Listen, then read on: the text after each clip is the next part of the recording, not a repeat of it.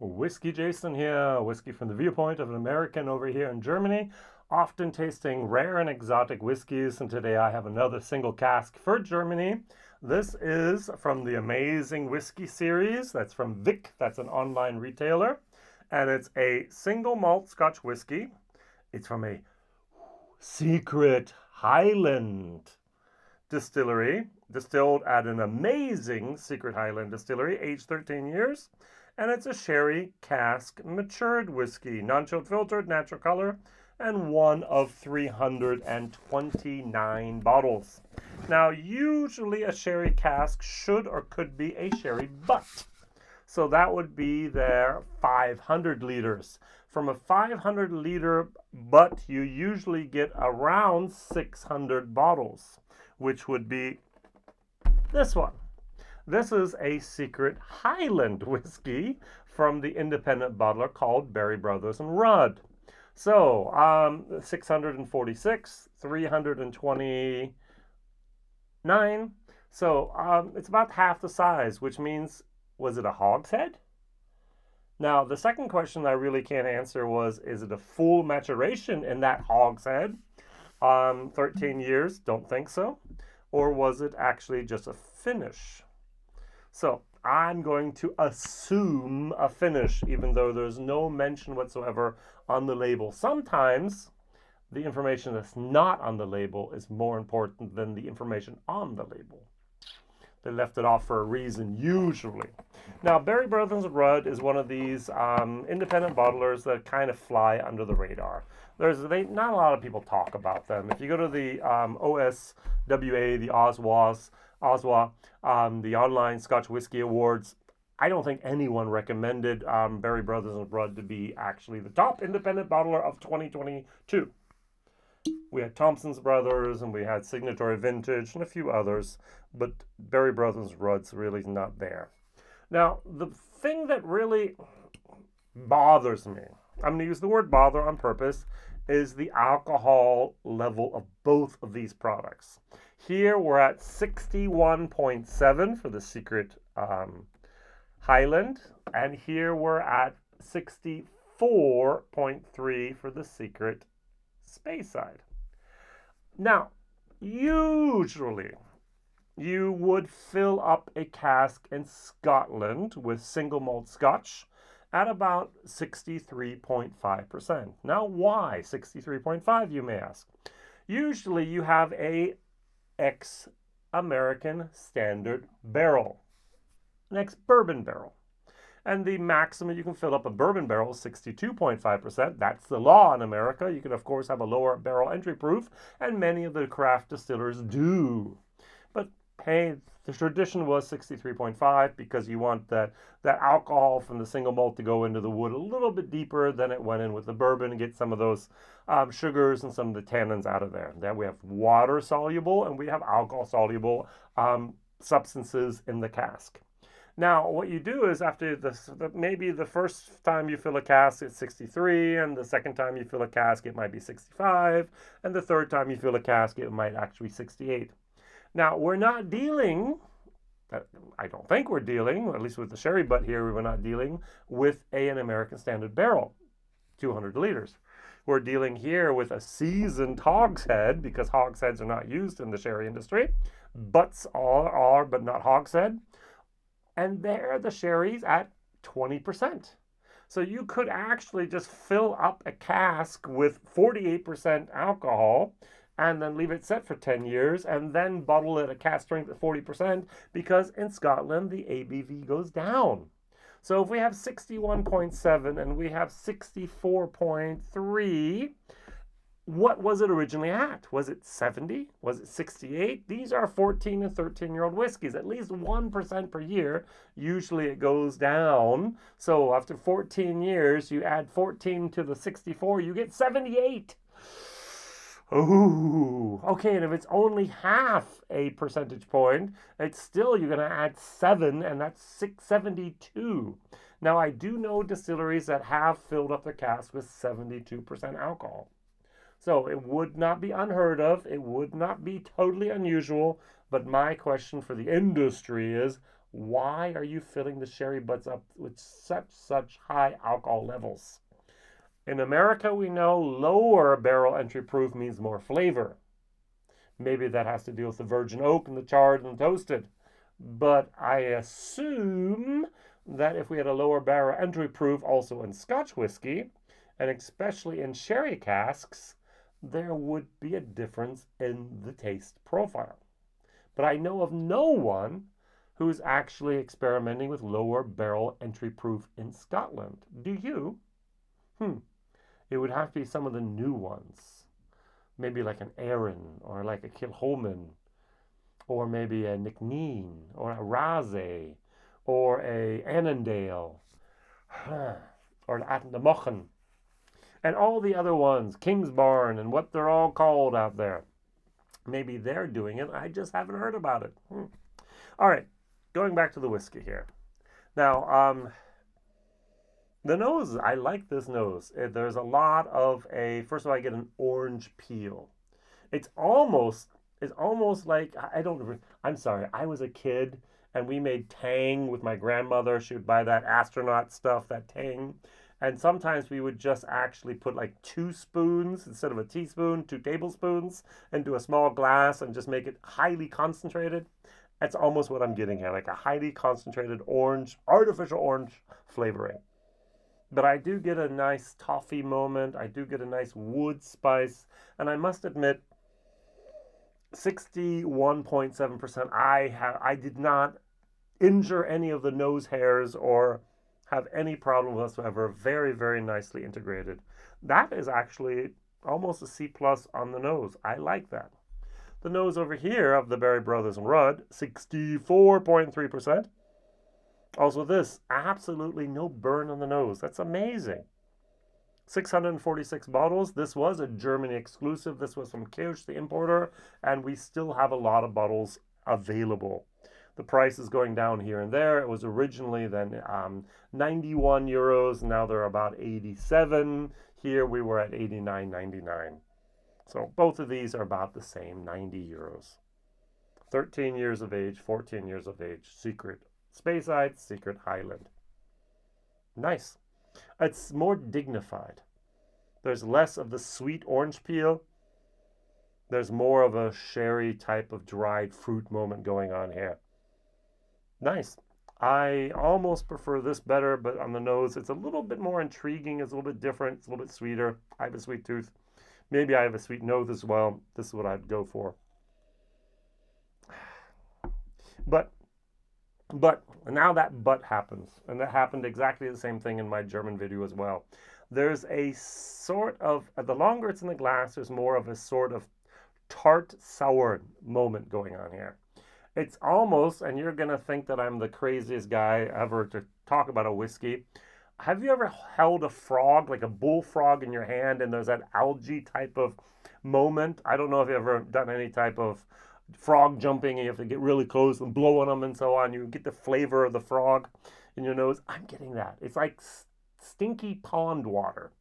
It's not a lot, but it's there. And it gets worse and worse. At the moment, at the very beginning, it's all that concentrated tang and toffee and wood spice and a little bit of like a cinnamon and gingerbread. But then the more I sniff on it, behind there's a little bit of a pond water moment, which I don't get at all here. This is just a solid sherry aroma that I know, like, and enjoy. So this is dropping down the longer it's in the glass. All right, now I have a little bit of respect before with the alcohol over 60%.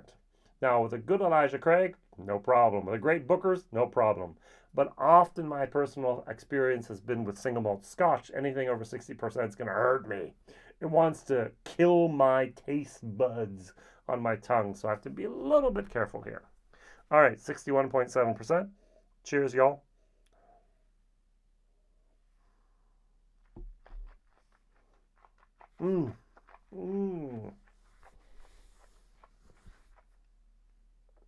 It's almost like a bomb went off of my mouth with alcohol. That hurt. Ruins, for me and my expectations here, the entire experience, this is just hot. Am I too weak? Yes. Is this whiskey too strong? Yes. Towards the end, now after talking for what, 10, 15 seconds, the heat is still dissipating. Interesting enough, our tongue actually feels that our alcohol burn is pain. It's actually a real feeling. It hurts our tongue. It's pain. And I get pain here. This is not good. And especially all at the end, it gets a little sweet and a little bit just thin. I'm going to use the word thin here. This is for me a finish.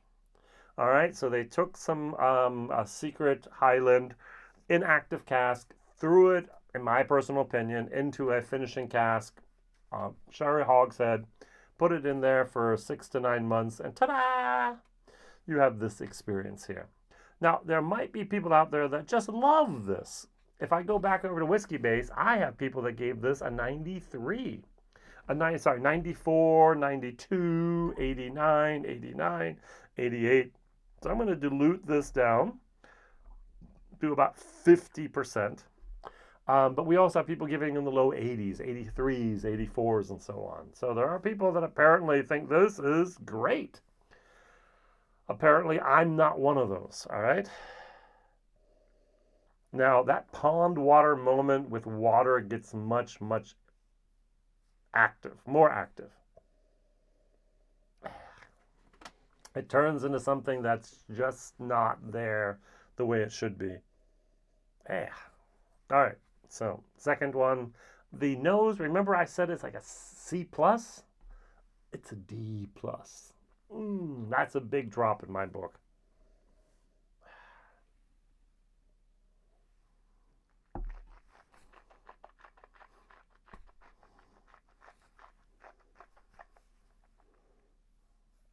And it still has heat. It still has the heat. That's amazing. It's a burning, aggressive, insulting alcohol heat here. And the flavor profile afterwards just isn't mine. Now, this actually came with a nice little booklet. The booklet it's been at the bottom of my tin. I actually stomped on it once and so on. So we have here, Merry Christmas. And we can actually put a name in here. So you could gift this to somebody you might not like. It actually says here, a 13-year-old Christmas miracle. 329 bottles for under the Christmas tree. So tasting notes are going to be candied almonds, gingerbread, hot chocolate, and Christmas spices. And it says here, the series Amazing Whiskey is 30 different bottlings, and this is our 30 times saying thank you to our amazing customers. Wonderful whiskeys for a wonderful whiskey community. Discover our creative design with without worrying about the taste. Become part now of our community of great tasters. So, and that's what that is. Is this worth 90 euros? Absolutely not. This is a D+ whiskey and a D- whiskey for taste. I mean, if someone gave this to me for Christmas and I opened it up on Christmas Day and tried it, it was like, whoa, they don't like me. I mean, thanks, but no thanks. All right, just shows how long actually, I do a video in Germany every single day. In English is about every other day, but every single day I have a live stream. I have different interviews with different people I'm doing all these things. And I'm now just getting around to the bottle that came out about 10 months ago. I know, I'm very late, and I'm very sorry about that. This actually came out also in the end of November 2021, and yet it's still available. As I mentioned, 646 bottles. So I actually like this. This is some good stuff. I like this much, much better than I do that. So very, very, a lot of dried fruits, a little bit of leather even, a little bit of that wood spice here, a little bit of nut. It's a good Christmas, good fall, good winter whiskey here. All right, this is 64.3%. Cheers, y'all. I'm thinking of Whiskey in the Bayou with Slancha, y'all. Joanne. Just watched her recently. Love her stuff.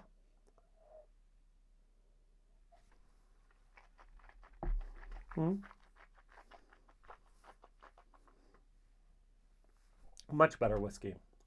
There is a little bit of heat. We're talking about 64.3%, and I'm saying a little bit of heat. Very nice. We don't need water here. We could, but we don't. Some people say it's a Glenrothes. I don't know. Some people said this is a Glenallachie. Don't know. I just know that it went into the cask at a very, very high ABV and came out at high ABV, and yet this is very nice. This is almost undrinkable. That's a strong opinion there. Nice leather, a little bit of a hazelnut, dried fruits, lightly Christmas spices. This is the Christmas whiskey for me. I like this a lot. Orange, ginger. That is a little bit of honey. This is nice. I would give this at least a C+. Now, is it worth 90 euros? I don't know. Is this worth 90 euros? No. All right, my question of the day is, what is your favorite secret whiskey? So I actually went online to Whiskybase and typed in the word secret and lowlands. There are a total 7 bottles in the whiskey database. Most of them have appeared in the last 2 or 3 years. So we have a Secret Speyside, we have a Secret Highland, we have Secret Islas. I actually typed in the word secret here and I got 700 bottles, I think. Let me do this again real quick here. Typing over my glasses is not the best thing. 733 entries of different secret Orkneys, a lot of those. Oh, we also have the secret treasures of Scotland, so I have to take off a little bit. We have a secret cask here from the Speyside. Oh, we have here secret passages. Okay, very interesting. So I think there's going to be like 500 bottlings that are secret. Do you have a favorite? Yeah, is there a standard bottling that's a secret? Or are all the secrets from independent bottlers and almost always a small batch or single batch? All right, and if anyone can tell me, the last story I had is why, is there any distilleries in Scotland having a lower barrel entry proof? That would really interest me. Write that down in the comments and help me a little bit here. Thank you very much for liking, sharing, subscribing, telling others, and actually just commenting. It's good to have a little bit of interaction here with the community. Whiskey Jason, thank you very much. All the best. See you soon. Bye-bye.